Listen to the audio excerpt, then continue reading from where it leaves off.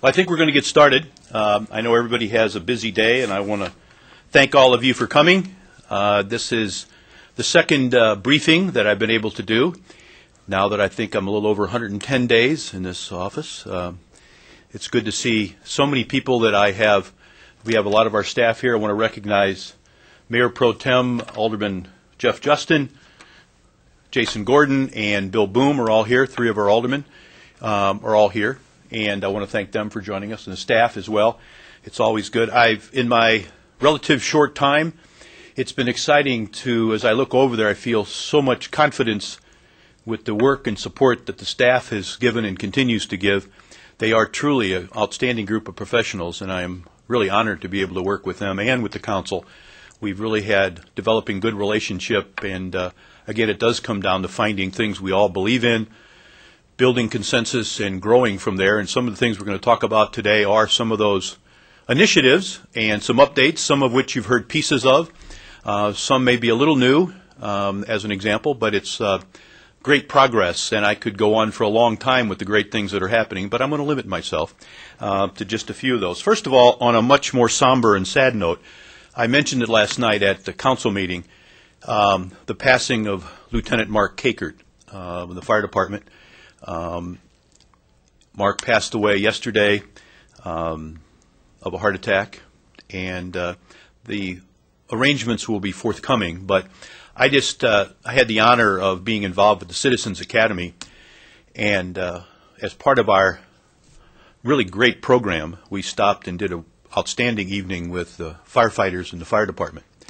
And Mark led a session on the whole idea of fire safety, and you can tell just by the firefighters around him how they held him in esteem, because he was quizzing everybody. He was committed to that, and we can't thank him enough, and his family, obviously, for their support, but for the countless lives that through his educational work that he saved in this community. We think about the guys that run into the buildings, the men and women who risk their lives, and he did that too as part of his career. But his most recent task, his most recent mission was helping people understand so they don't get into a fire or get into problems. And he did an outstanding job. And as I mentioned the other night as well, we had the Blue Mass on Monday talking about all the first responders. And I had the honor of sitting next to his mother while he was still in intensive care still at that point. What a wonderful woman. And I know all our thoughts and prayers go out to Mark's family, all his friends, and of course his brothers and sisters and the firefighters that really represent us so well. So again, as maybe as different as that may be in this kind of a setting, but I would like to stop for just a moment of silence to remember him and keep him in our prayers. Moment of silence, please.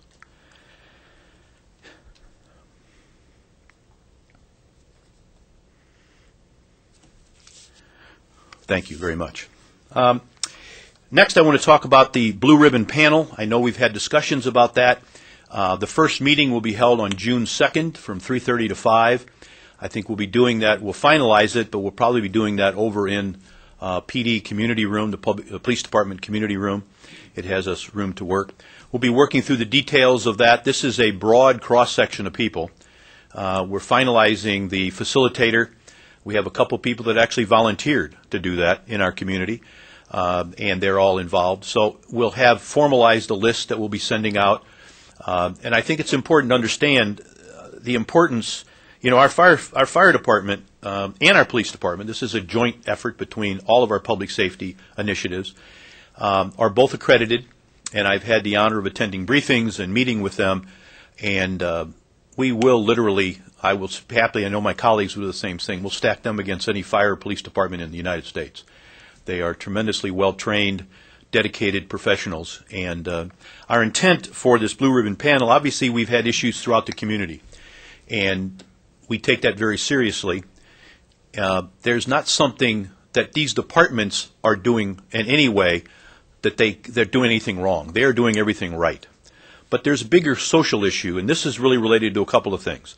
One, how can we maximize our resources and minimize our expenses, but maintaining still the highest level of service and core competencies as we can. I had the opportunity on Tuesday to sit with the accreditator, the person who does the accreditation for the fire department, and you can see the amount of work that they do going through to be accredited, as does our police department. Tremendous work. So this is really about how can we maximize those resources. If there's a possibility of minimizing costs, let's do that. But ultimately, what are those core services? Let's all agree upon what that is, and let's all be committed to make sure we deliver that for our community now and into the future. And let's be realistic. We do face challenges financially. We've made commitments. This city is the strongest it's ever been, and I think I want to start with that. And we haven't raised taxes, and we don't want to raise taxes. And we're committed to doing that. But in that light, we've got to be efficient. And how can we collaborate to do more efficiencies in that work and still remaining the high quality of services that we're providing? So I want to thank both Chief Sikorsky and Chief Washburn for their efforts. They'll be, of course, part of this committee, as well as firefighters, as well as members of the union, but again, community people from Medic and EMS and all the different services that we have throughout the communities, Scott Emergency Communications Center, et cetera, et cetera. But also I want to mention my colleagues, a number of the other mayors, Mayor Pauley, Mayor Gallagher. This is not just a Davenport issue of public safety. This is a Quad City issue. And I want to thank all of them for participating, as are some of their administrators and administrators from these different groups. We are going to look at the services and the core services, but as I have mentioned numerous times, there's a core issue here that this isn't what we're talking about. We're talking about kids and neighborhoods and people having hope. And again, I reference Lieutenant Kakert. That's part of the work of going out and doing prevention. And in fact, that's what we need to do as well. And I'm delighted, first on the police side with Chief Sikorsky. They're all talking, that's what they talk about all the time, is community policing. And that's what this is about, engaging with the community to make a difference. That's why we have a broad cross-section of people from the community that are going to be working on this public safety, community safety, but more importantly, just community involvement to make this the safest community in town, but more importantly, one that involves everyone and gives them a chance to live a happy and healthy life as well. So with that, again, June 2nd, we'll have more information coming forward. And again, this is an intergovernmental, regional initiative with representatives around, and I'm glad as I reached out to those individuals how they all responded, a quick affirmative yes. Where do you want us and how can we participate? And I'm excited to have the opportunity to be part of that group as we move forward starting in June.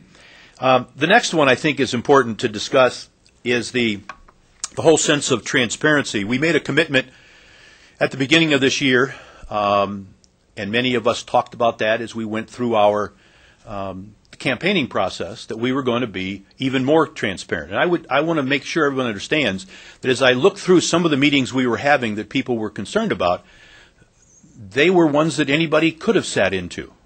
But we've decided now to make them even more transparent. Some of the initiatives, obviously, that we've done, we have council work sessions. The fourth Tuesday of every month, so next Tuesday, there'll be a work session here in council chambers. We'll be talking about intercity revitalization and one more update on our transit system. We'll be discussing those here that Tuesday afternoon next week. And then I think that's a good opportunity to give some updates. We've even made more improvements and enhancements listening to people in the community related to the transit, but also talking about intercity revitalization. We hear a lot about the community at large and all the growing part of our community, and that's exciting, but also there's a core part of our community that we're equally committed to, and we're going to talk about how can we add additional incentives, and not only that, work together with a variety of developers to make sure that our inner city and that core is also being served effectively as well. So that'll be next Tuesday. But in addition to council work sessions, we have the council out of City Hall. That'll be June 1st, will be the next one. It'll be at the Eastern Avenue Library, because we do find people that may be either unable or possibly even intimidated to come downtown and come into the council chambers in this setting.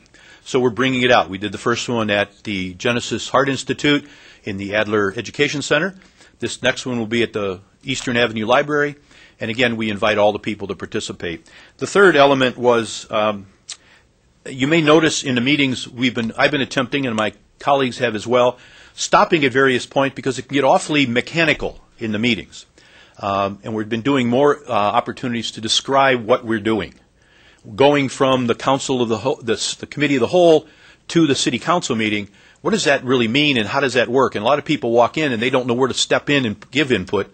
So we're trying to stop and say, this is how this is working now, and there's an opportunity for you to talk and give input, and there's more opportunities at different places. So trying to be more inviting, but also more explanatory of how the process works.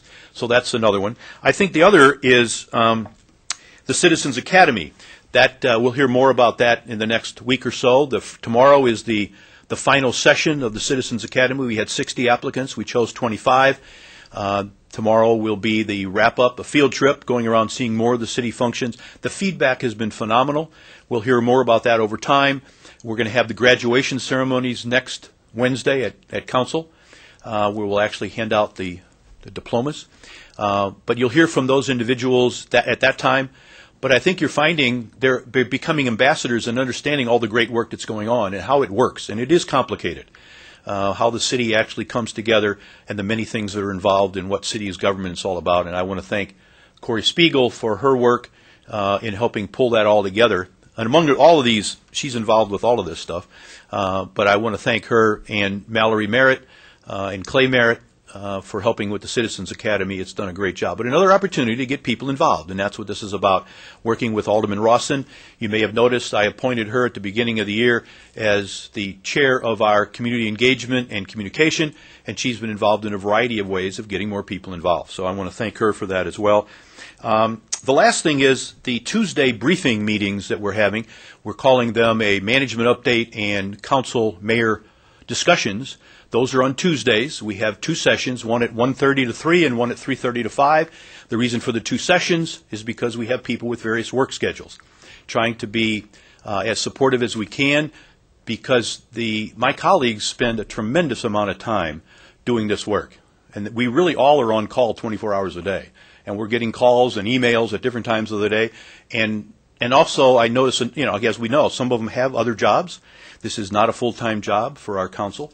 But at the same note, they have families. So we're trying to be as efficient as we can with that time. So we have one from 1:30 to 3, another one 3:30 to 5. I just wanted to share, we are doing somewhere in the process, and this is reaching out to all of you in the media, somewhere in the process, we've got to be able to brainstorm and throw out an idea and have a discussion, and it's literally just that. And I'll give you an example that could work easily in my family. I have 10 grandchildren. And if one of my grandchildren says, "Papa, can I get a pony?" We're talking about what we're going to do this summer. And I said, "We'll think about it." If somebody's listening in, and on the 10 o'clock news or on the front page of the newspaper it says, "Papa Klipsch to buy pony for one of his 10 grandchildren, others will be left out," it goes crazy. And the question comes down is, how do we have that discussion? Because there is no grounded answer. Sure, we might have a pony. I can't afford 10 ponies. So we're not going to do it. But it was a thought, and I don't want to curtail my grandkids from asking me questions and have that. That's the same thing in these sessions. So a lot of the media representatives are there, but understand that we've got to have an opportunity to throw out an idea and have a discussion without it necessarily getting a life of its own and potentially distracting us from getting an answer to anything. We spent a lot of time on some of those issues. And I just wanted to share a good example of that is the Red Hawk Golf Course issue. We had one of our 10 aldermen trying to be efficient in the sense of looking at minimizing costs and maximizing resources, who brought up an idea, what about Red Hawk? All of us, the other 9 council members and myself, what about it? And there was the idea, should we explore that more and have the staff spend some time dealing with that? Unanimously, all 9 said no. Red Hawk is a tremendous asset. The First Tee program is fantastic, and we in no way want to change that. That was the whole issue. But it has gotten to the point that the mayor and council want to do something with Red Hawk or close it. That's the farthest from the truth that you could ever find. None of us want to do that. But I also don't want to discourage, in this case, Alderman Dickman from doing her job and asking questions. So I think it's important to understand you need to work with us as we're attempting to be as transparent and open as we can to in fact understand we've got to have some latitude to be able to have those kind of discussions, or at least bring up an idea. Because in the absence of that, less gets discussed. Because we don't want to have issues, because a lot of people have been concerned that we were contemplating eliminating Red Hawk or changing it or selling it or do something to it. And that's just not the case. Red Hawk is an important part of our parks and city inventory of activities that we provide. And I think it's important to understand Red Hawk does deficit a little money in and of itself. We look at the golf course program as a whole, and all of our courses in total cover their costs. And I think it's important to understand that. That's part of our mission, and collectively the golf courses pay their own way. So let's be clear, and maybe we can put that to bed. Red Hawk is a tremendous asset. It's not going anywhere. It's an important part of what we do. It's great for kids and families. It's in a great location, and it's going to stay that way. So I want to make sure we clarify that for everybody. We're committed to Red Hawk for as far as we can see at this point. The next item is the city administrator search update. We had 34 applicants for the position of city administrator, and I reiterate this point, and I've said it numerous times. Corey Spiegel has been an outstanding job. The reason for the search is we have a responsibility as a elected body. After someone was here for 14 years, we should step outside and look around. Fortunately, interim administrator at this time, Spiegel, has put her name in the hat. We're grateful for that. But I think it's important that we look around. Of that group of 34, we met last week, the selection committee, and there's 4 aldermen and myself who sit on that, as well as community representation, chose 9 as semifinalists. We're now in the process of vetting through those 9 semifinalists. On June 6th, we'll be meeting again to choose the 3 or 4 or 5 finalists, and those people will then be brought to town for face-to-face interviews where the entire community will have an opportunity to meet those candidates. I think it's important to understand we're not listing those names. We've entered into an agreement with all of the candidates, had the opportunity to say, until we in fact say we would like you to come to Davenport for an interview, and they accept, that's when we'll be able to announce their names. Prior to that, we want to make sure we protect them, because some of them are out trying new jobs, trying this job potentially, and not sure if they're even where their interests lie, but they don't want to necessarily jeopardize where they are currently. So that's part of our arrangement we have with them, and we're going to honor that. But on June 6th, or right after that, we'll be able to let you know once we make those final decisions who the candidates are, and you'll have information related to those candidates. The next thing I'd like to talk about is the River Vision Plan. There's been some potential confusion as if we have no idea what we're doing, and what are you going to do after the boat leaves? Well, that's the farthest from the truth as well.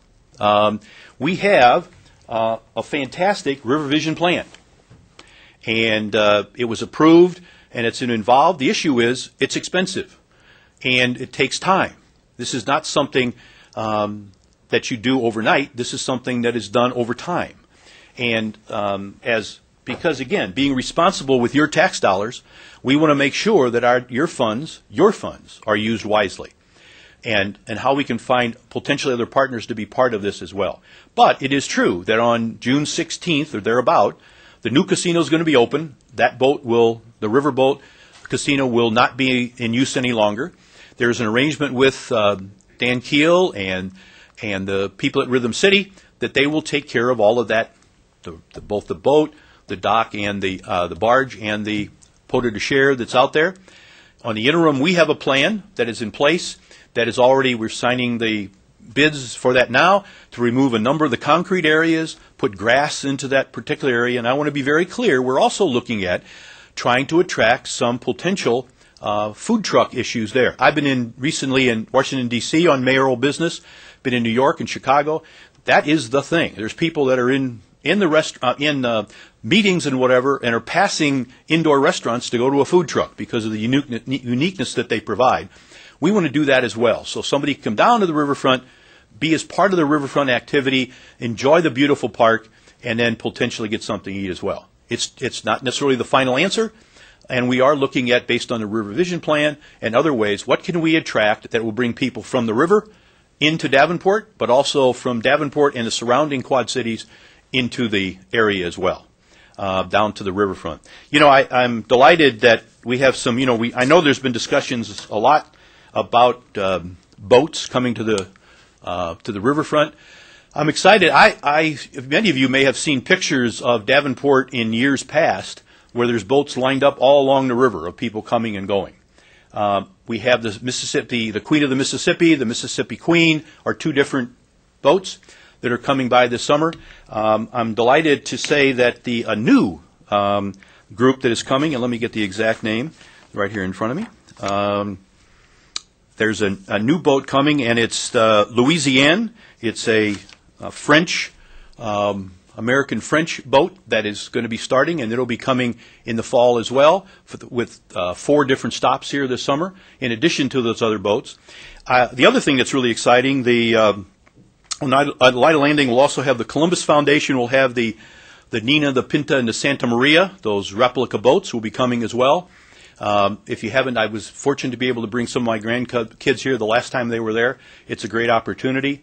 And then we have spoken to Mr. Shadler, and he's looking at coming over to this area, and that leads us into River Heritage Park. There's been talk about the fact is that the fence area, the railing area, the Corps is going to provide an access way through that gate, through that wall, or not wall, but through the fencing, the railing that's there, so that they have activities coming in August, which is going to be a big event that the Corps is going to be sponsoring, but also that the possibility that others can use that to dock as well. And I don't mean dock in a sense of creating a dock or anything like that, but they can in fact come on and get through that gateway, so that in fact now we'll have not only a night of landing, we'll have areas down by, I like to call it Main Street Landing area, which is at the base of this Sky Bridge, but also now at River Vision Park as well. So looking at a variety of ways at moving that forward, and we are still interested in other cruise lines coming to the area as well, and as those develop, we'll then make decisions based on utilization of that area as well. So I think there's some exciting things happening, a lot of river activity, so you're going to see a beautiful park area, as we saw when the removal of the dock. You're going to see additionally more grass area there, more opportunities for people to come down and spend a day.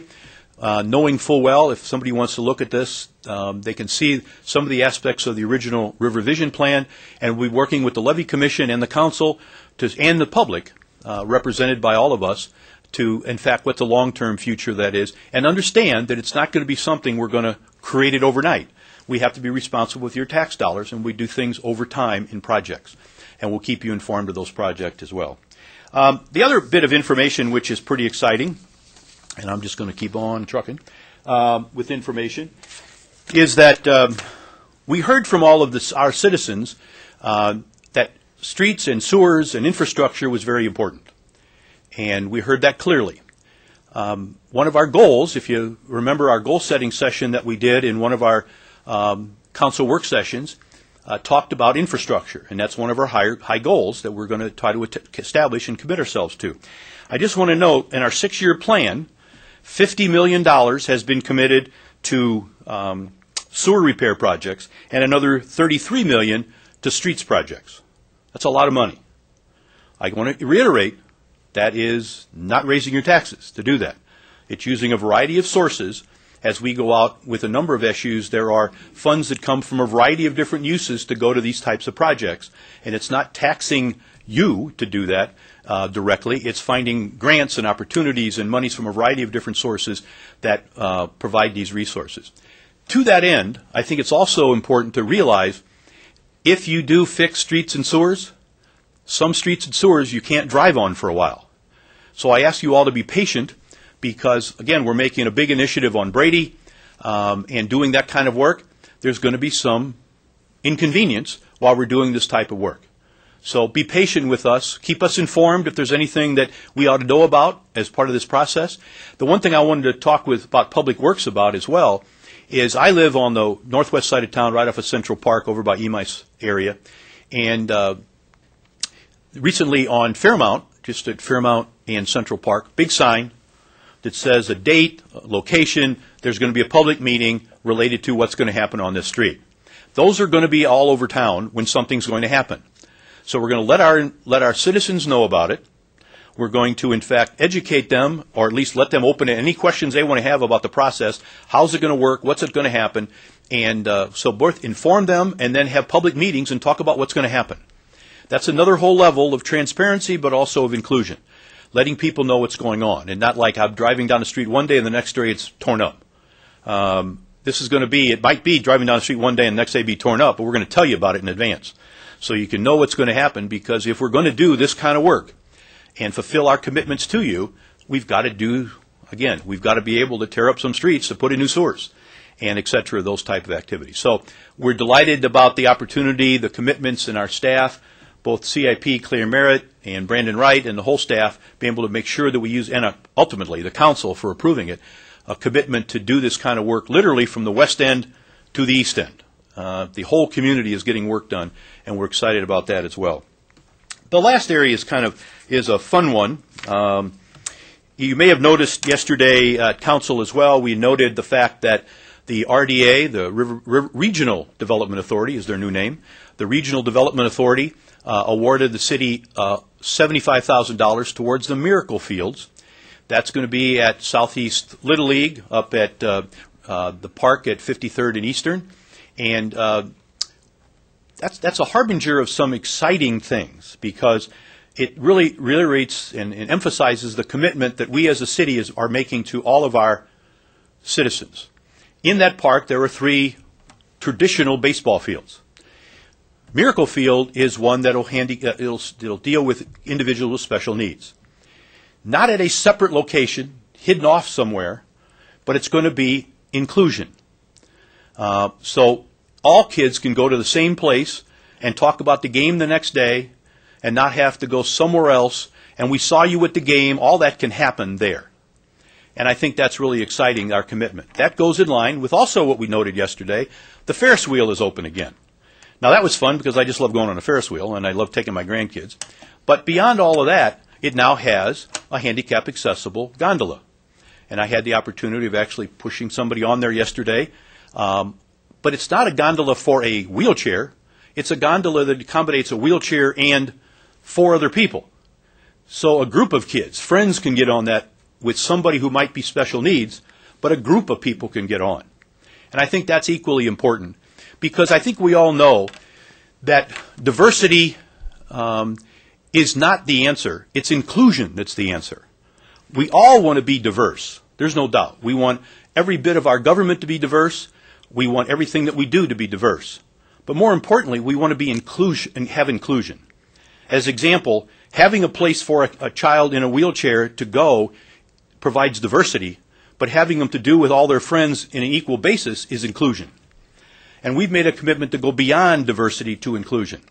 Also, realizing that diversity also is beyond race and color and creed and national origin and special needs.